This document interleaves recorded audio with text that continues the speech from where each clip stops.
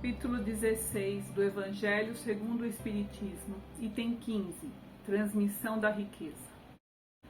Nesse capítulo, Kardec formula uma pergunta que é sobre a transmissão de fortuna aos descendentes, sobre o princípio segundo o qual o homem é apenas um depositário da riqueza que Deus lhe permite possuir durante sua vida, e se, considerando esse princípio, o homem teria ou não o direito de transmiti-la aos seus descendentes.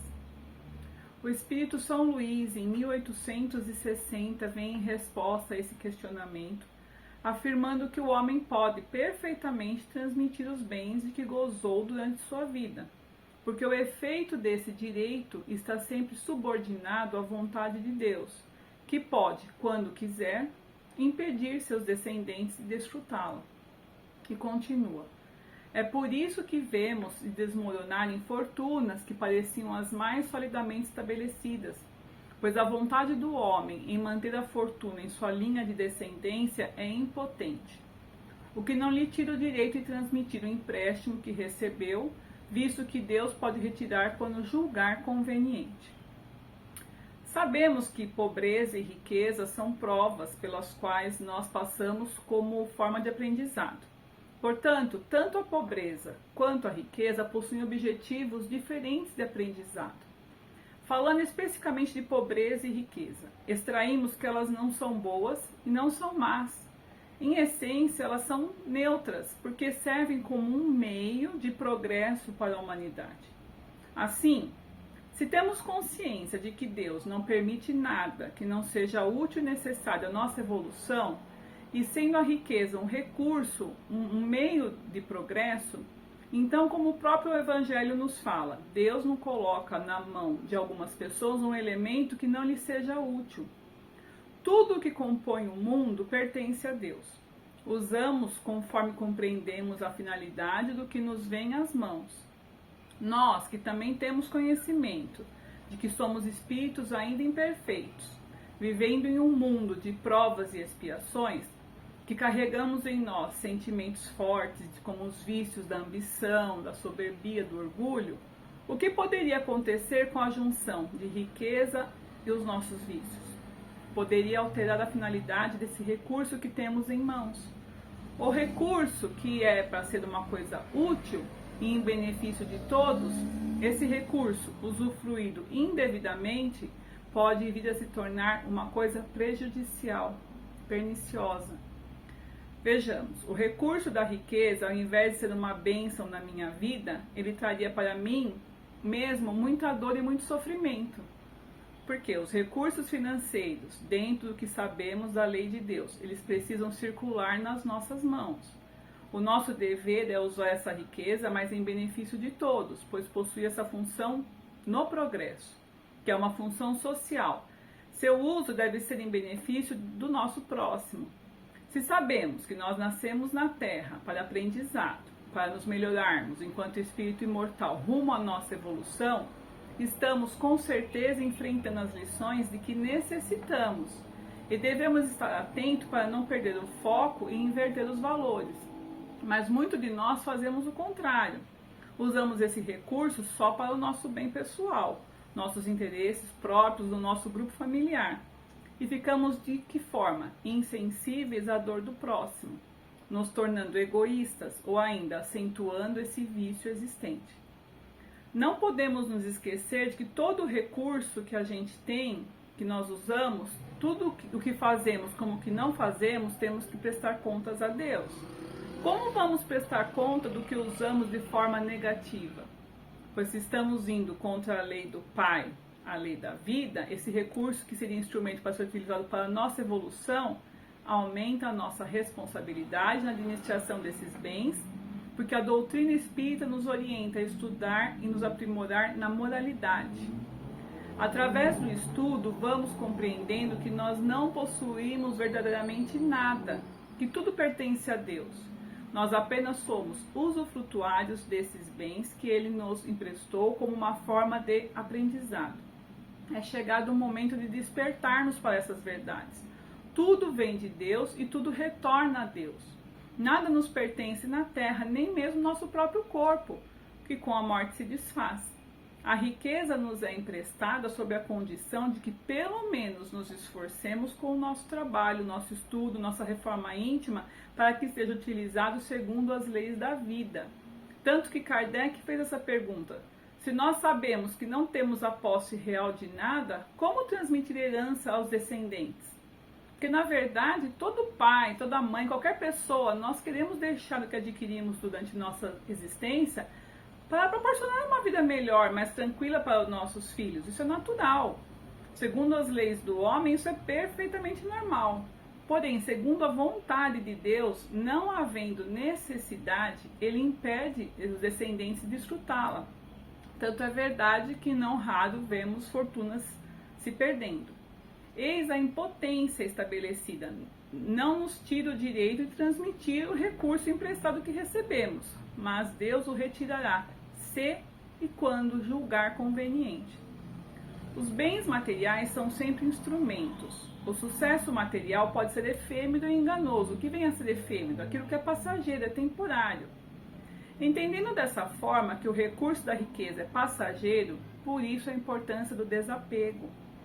E não empregar só em benefício próprio, muito menos se sacrificar por ele. Que consigamos compreender e praticar o desapego dos nossos cargos, da nossa vaidade, nosso ego, nossos bens materiais e até mesmo as pessoas companheiras dessa encarnação, antes que o desencarne nos surpreenda na maior teste de desapego que enfrentaremos em nossas vidas.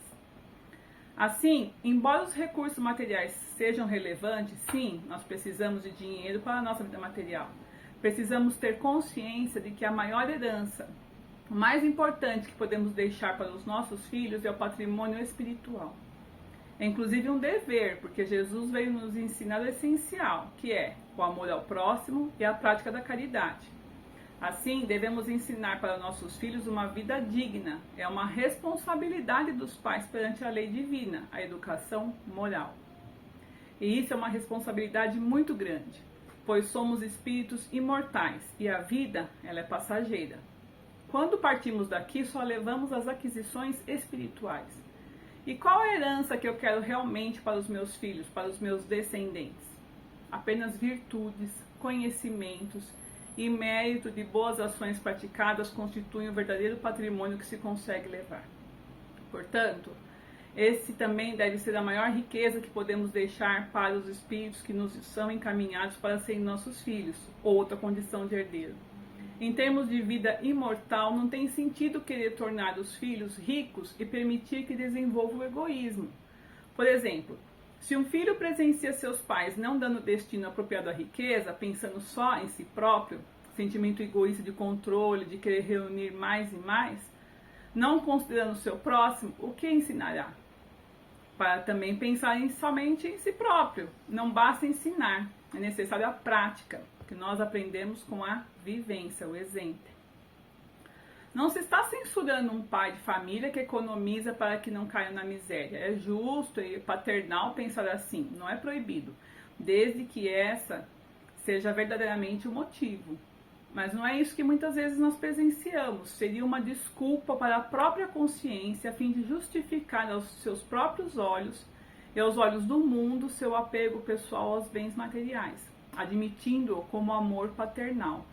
Mas nem esse motivo é razoável para nos esquecermos de nossos irmãos diante de Deus, que se encontram privados do mínimo necessário. Por isso, que não sufoquemos dentro de nós o amor ao próximo. Muitos pais e mães cometem um grande erro, acreditando que, assim agindo, reunindo patrimônio robusto, conseguiria aumentar a afeição de seus filhos. Pois vemos casos e casos que irmãos nem esperam o desencarne do pai para estarem brigando entre si por herança. Ora, se o pai agiu com ganância em sua vida, esse foi o aprendizado que passou para os seus herdeiros, seus descendentes. Como esperar que eles fossem diferentes? Então, precisamos pensar bem sobre isso. Os pais devem ser conscientes que a sua tarefa não consiste apenas em educar os filhos para que sejam felizes segundo os padrões humanos, mas ter a consciência de educar esses espíritos para Deus. De que forma? Ensinando-os a valorizar todos os bens que a família possui. É aquele ditado: tudo que nos vem de graça não damos o devido valor. E quantas pessoas têm muitas coisas e vão jogando fora sem dar o devido valor? Precisamos ensinar o equilíbrio aos nossos filhos, para que valorizem os bens que a família lhe deixou. A herança, é preciso reconhecer o esforço dos familiares. Também é necessário orientar quanto aos estudos, a necessidade de investir em educação sempre, a fim de ser um bom profissional. Orientar para ser responsável e jamais se converter em um peso para os semelhantes. Que o trabalho exige dedicação, sim, que para se viver bem necessita empreender esforço, deixar a preguiça de lado, orientar a não gastar mais do que ganha, ser responsável na administração dos seus recursos, evitar dívidas desnecessárias, dizer-lhe sobre prudência, sobre gastos moderados e orientar sobre gastos sem desfrutes ou paixões. E o mais importante, educar para ser generoso, bondoso, solidário, mostrar-lhe que é sublime prestar serviços desinteressados, dar para quem não pode retribuir e dispensar tempo com os enfermos e os idosos. Ao assim agir, estaremos colaborando para que esses nossos filhos venham a se tornar humano de qualidade, um ser humano de qualidade. Se a vida mais tarde resolver experimentá-lo, ele terá méritos e valores para se sair bem.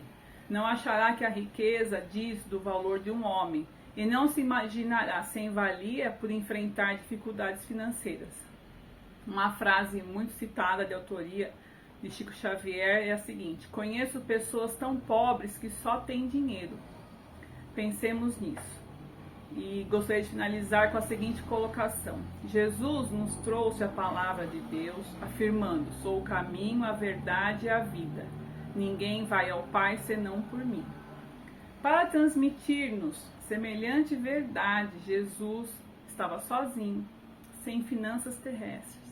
Usou as margens de um lago simples, ofertou simpatia ao que lhe buscava uma convivência, confortou os enfermos da estrada, falou do reino de Deus a alguns pescadores de vida singela e transformou o mundo inteiro, revelando-se assim que a caridade tem o tamanho do coração. Muito para se pensar, muito mais para se fazer. Que Deus nos abençoe.